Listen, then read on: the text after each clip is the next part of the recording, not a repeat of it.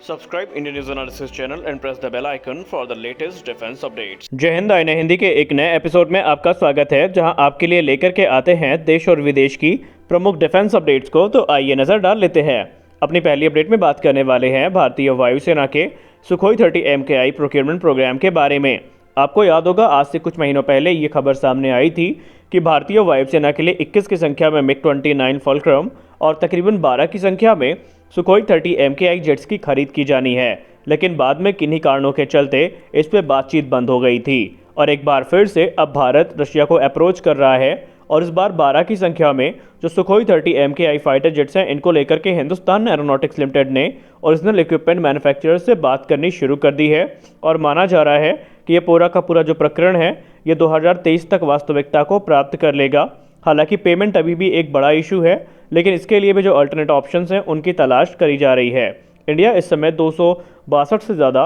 Sukhoi 30 MKIs को operate करता है, लेकिन अभी आपको ये भी पता होना चाहिए कि भारतीय वायुसेना एक मेजर अपग्रेड प्रोग्राम को इनिशिएट करने वाली है और जो एयरक्राफ्ट एक्सीडेंट में अभी तक भारतीय वायुसेना ने खोए हैं उनकी खानापूर्ति के लिए ये एडिशनल जो ऑर्डर्स हैं वो किए जा रहे हैं। रिपोर्ट्स ये भी क्लेम करती हैं कि 10 एयरक्राफ्ट जो हैं एडिशनल वो माइनर अपग्रेड्स के साथ इंडियन एयरफोर्स का हिस्सा बन जाएंगे, लेकिन जो 2 सुखोई अंतिम के होंगे या फर्स्ट के 2 सुखोई हो सकते हैं, वो कोई भी हो सकते हैं, वो बेसिकली जो सुपर सुखोई प्रोग्राम है उसमें एक टेस्ट बेड का काम करेंगे और जो टेक्नोलॉजी सुपर सुखोई प्रोग्राम के लिए विकसित करी गई हैं चरणबद्ध तरीके से सारी टेस्टिंग उनमें की जाएगी। यानी वो जो 2 सुखोई 30 MKI होंगे वो मेजर अपग्रेड से गुजरेंगे, उनमें कई सारे परिवर्तन किए जाएंगे और सारी टेक्नोलॉजीज़ को वैलिडेट किया जाएगा और जब सब कुछ सुनिश्चित हो जाएगा तो उसके बाद ही ये निर्णय लिया जाएगा। तो अब सवाल ये उठता है कि जो 21 MiG-29 थे उनका क्या? तो दोस्तों उन पर कोई अपडेट नहीं है और माना जा रहा है कि शायद ये जो प्रोग्राम है इसको स्क्रैप कर दिया जाए।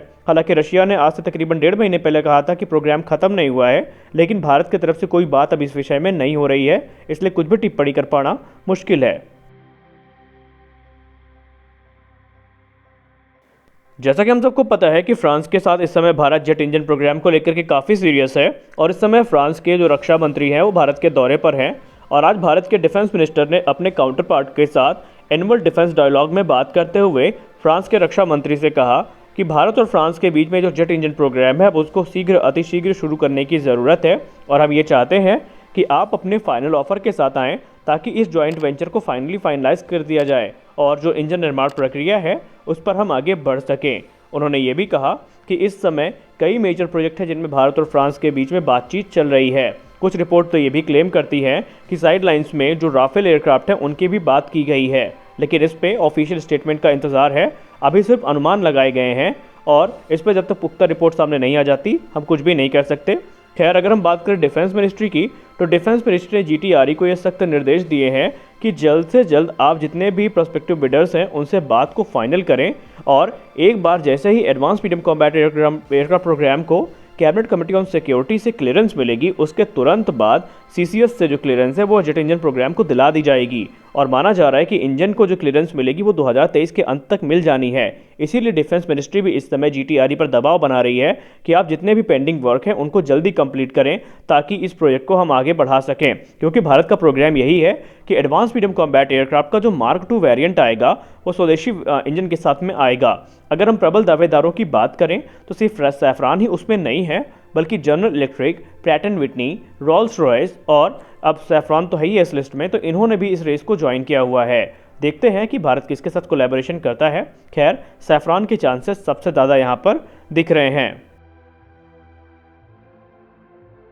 हमारी अगली बड़ी अपडेट तेनजन तैयारा JF-17 थंडर को लेकर के आ रही हैं। दोस्तों, आपने हाल ही में एक चीज़ गौर करी होगी कि अर्जेंटीना को जो JF-17 थंडर ऑफर किए गए हैं उसमें चीन ने अपने WS-13 इंजन का इस्तेमाल करने को कहा है। इसके अलावा और भी फ्यूचर में जितने ऑफर दिए जाएंगे उन सब में यही इंजन इस्तेमाल किया जाएगा। उसके पीछे का कारण ये बताया जा रहा है कि इस इंजन को लियांग कंपनी के द्वारा विकसित किया गया है और ये RD-93 पर बेस्ड है। अब जितने भी फ्यूचर के ऑफर्स दिए जाएंगे JF-17 के वो इसी इंजन के साथ में आएंगे, क्योंकि अब चीन रशिया के ऊपर जो अपनी ओवर डिपेंडेंस है उसको कम करना चाहता है और जो क्रिटिकल टेक्नोलॉजीज़ हैं वो देश में ही विकसित करना चाहता है। चीन की मीडिया रिपोर्ट्स की बात माने तो चीन ने ये क्लेम किया है या चीन की मीडिया ने ये क्लेम किया है कि अभी तक रशिया के जो आफ्टर मार्केट सपोर्ट रहे हैं वो उतना ज़्यादा चीन को इम्प्रेस नहीं कर पाए हैं। चीन उनसे काफ़ी निराश है, क्योंकि पहली बात तो इनके स्पेयर पार्ट्स की डिलीवरी काफ़ी लेट होती है, पार्ट्स काफ़ी महंगे होते हैं। पाकिस्तान ने चाइनीज़ इंजन की जगह पर रशियन इंजन यानी RD-93 को जेफ 17 में सेलेक्ट किया है, और जो इनमें स्पेयर्स थे वो चाइना के थ्रू पाकिस्तान पहुंचते थे। लेकिन अब चीन ने भी पाकिस्तान को चेतावनी दे दी है कि या तो आप WS-13 इंजन पर शिफ्ट करिए या फिर स्पेयर को सीधे आप रशिया से खरीदिए। और ये चीज़ पाकिस्तान के लिए अब काफ़ी दिक्कतें पैदा कर रही है, क्योंकि अभी तक पाकिस्तान ने किसी प्रकार लॉजिस्टिक्स का जुगाड़ बना लिया था, लेकिन रशिया यूक्रेन युद्ध के चलते अब वो भी उनका जुगाड़ खत्म हो चुका है। इसलिए माना जा रहा है कि शायद पाकिस्तान आने वाले दिनों में इन्हीं चाइनीज इंजन के साथ जेफ 17 को उड़ाए।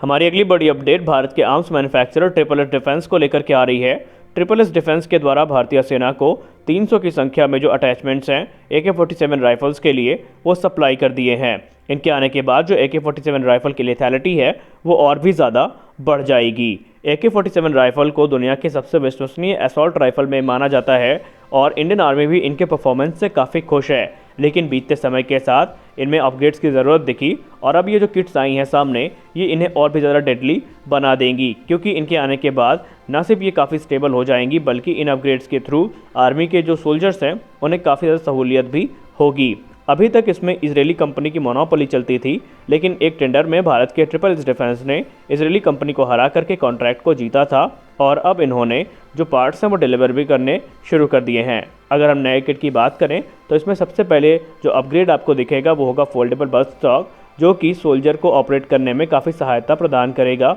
इसके अलावा हैंड गार्ड और वर्टिकल ग्रिप भी है, जो कि स्टेबल फायरिंग में मदद करती है। इसके अलावा इसमें जो साइट्स हैं वो भी दे दी गई हैं और अब इसके फ्रंट में जो नाइफ है या दूसरे जो अटैचमेंट्स हैं वो भी माउंट किए जाएंगे। इससे हट के ट्रिपल एस डिफेंस ने फ्लैश हाइडर्स भी दिए हैं, जो कि एक्चुअल कॉन्ट्रैक्ट का हिस्सा नहीं थे, लेकिन फिर भी ट्रिपल एस डिफेंस के द्वारा वो बिना किसी एक्स्ट्रा कॉस्ट के डिलीवर किए गए हैं, जो कि ये साबित करता है कि भारत में जो प्राइवेट अब जो कंपनियां हैं वो इंडियन आर्म फोर्सेस के लिए काफ़ी अच्छा काम कर रही हैं और अभी तक जो इजरायली कंपनी की मोनोपोली चलती थी वो यहाँ पर ख़त्म हुई है। और सेना को भी ये उम्मीद है कि अब उनकी जितनी भी रिक्वायरमेंट्स है वो स्वदेशी तौर पर पूरी की जा सकती हैं।